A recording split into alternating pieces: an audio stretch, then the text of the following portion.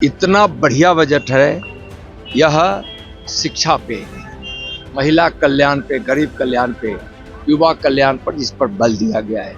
तेजस्वी जी को पता ही नहीं है, क्यों नहीं पूछते हैं। 3,17,000 करोड़ का बजट पेश करके बिहार की नीतीश कुमार जी के नेतृत्व वाली एनडीए सरकार ने अद्भुत मिसाल पेश किया है। 2047 तक माननीय प्रधानमंत्री श्री नरेंद्र मोदी जी का संकल्प जो विकसित भारत का है, उस विकसित भारत के संकल्प को पूरा करने में यह बड़ा योगदान करने वाला बिहार का बजट है। विकास से मतलब है आरजेडी को, न लालू जी को रहा है, न तेजस्वी जी को है, और बिहार को बदनाम बर्बाद करने वाली पार्टी और नेता जो एक परिवारवाद को बढ़ावा देने वाला। नमस्कार, मैं स्वीटी और आप देख रहे हैं एनबीसी 24। कांग्रेस प्रवक्ता समा मोहम्मद ने भारतीय कप्तान रोहित शर्मा पर आपत्तिजनक शब्दों का प्रयोग किया और उन्हें फिटनेस पर जो है बड़ा बयान दे दिया और यूं कहे तो बड़ा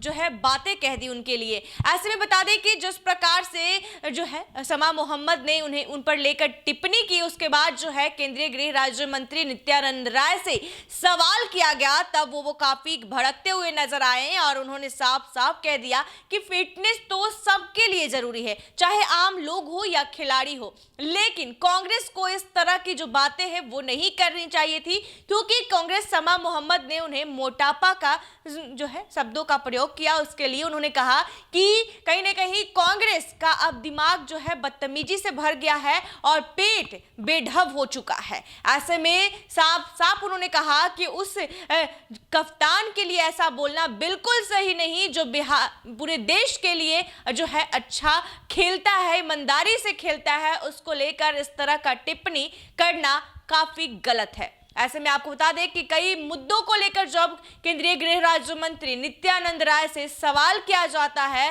तब जिस तरह से कल बिहार का बजट पेश किया गया, उसके बाद जो है बिहार को क्या कुछ मिला, इसको लेकर भी केंद्रीय गृह राज्य मंत्री क्या कुछ कह रहे हैं तमाम मुद्दों को लेकर, जरा उनके इस बयान को सुनिए। इतना बढ़िया बजट है।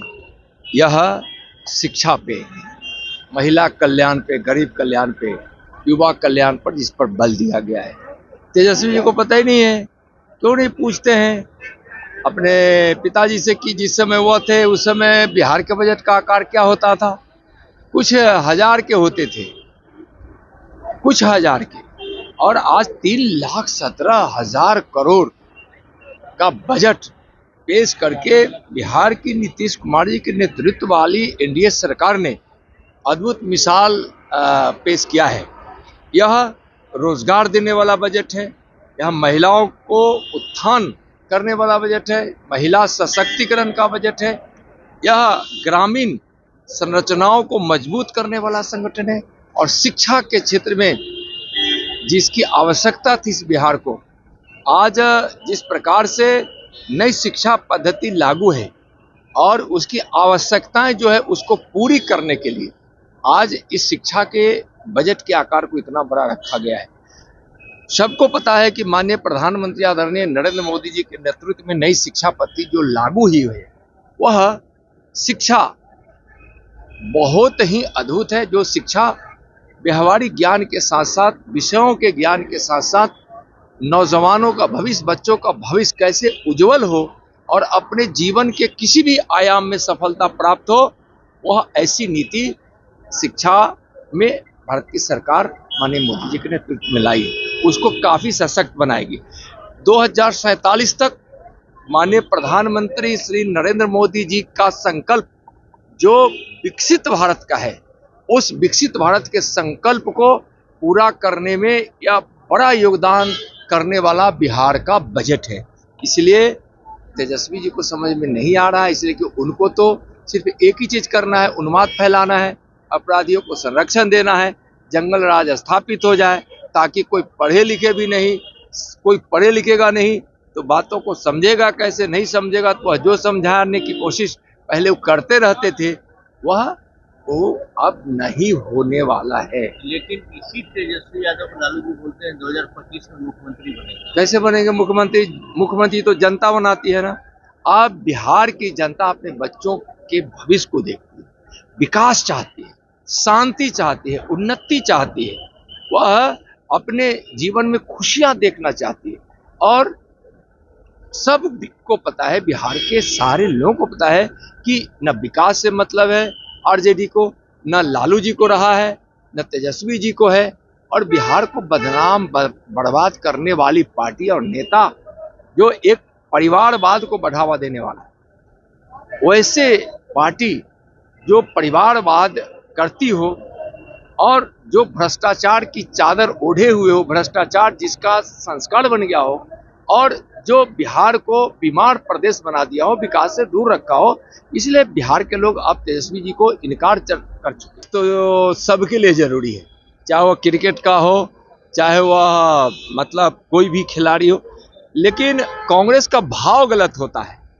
अगर उनको लगता है कि रोहित शर्मा जी का फिटनेस ठीक होना चाहिए तो उनसे बैठकर बातचीत करना चाहिए, इस तरह से सार्वजनिक बयान नहीं देना चाहिए। और किसी एक ऐसे खिलाड़ी जिसने इस देश के लिए ईमानदारी से खेला है, तो इस प्रकार से ऐसे शब्दों से अपमानित करना किसी खिलाड़ी को के लिए यह शोभा नहीं देता है जो कांग्रेस ने रोहित शर्मा जी के लिए किया है। फिटनेस तो सबके लिए जरूरी है। कांग्रेस अपने पेट को इतना बेढब कर ली है और अपने दिमाग को इतना बदतमीजी से भर ली है कि उसको अनाप शनाप कहने के अलावा कुछ उसको सूझता नहीं है।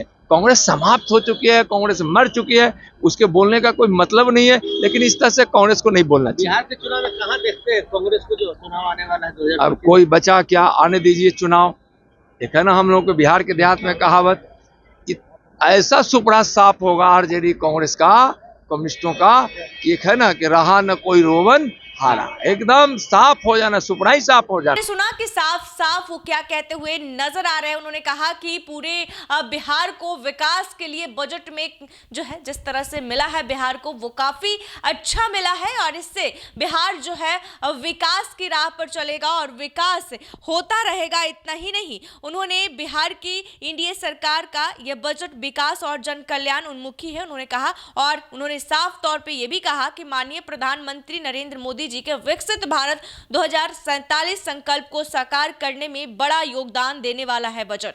वही आपको बता दें कि जिस तरह से उन्होंने कहा कि माननीय प्रधानमंत्री का जो विकसित भारत की जो संकल्प उन्होंने लिया है वो जल्द ही साकार होगा। उन्होंने कहा कि मुख्यमंत्री नीतीश कुमार जी का विकासशील विचारों को प्रधानमंत्री जी का आशीर्वाद प्राप्त है और यह बजट इसका स्पष्ट प्रमाण है। नित्यानंद राय ने आगे कहा कि यह बजट गरीबों, युवाओं, किसानों एवं महिलाओं पर केंद्रित रहते हुए समावेशी विकास के उपाय प्रस्तुत करता है।